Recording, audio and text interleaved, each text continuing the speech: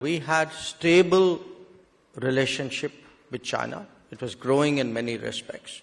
In terms of trade, it was very, very substantial. It still is very substantial. There had been a certain amount of investment, mostly from China to India.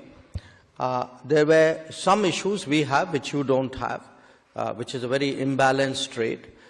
We have had a lot of market access issues in China. Japanese companies don't face it to the same degree. And trade figures, the trade balances are very different for Japan. But our entire relationship with China was predicated on the fact that the border areas would remain peaceful and stable. And then in 2020, and we had agreements to ensure that.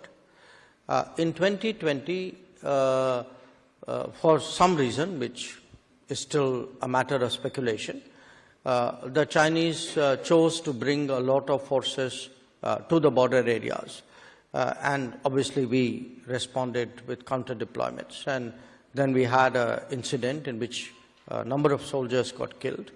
And obviously this impacted the relationship.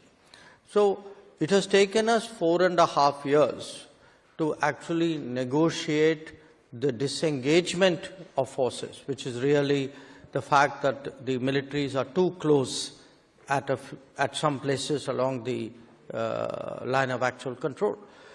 We have still challenges left with us. I mean, I made a statement in Parliament on this subject, and we still have to de-escalate, because what we have done is disengage forces from close proximity, but we have a de-escalation because there's still a very large number of forces. But there are, big issues and question marks which have raised, and it has impacted the entire relationship.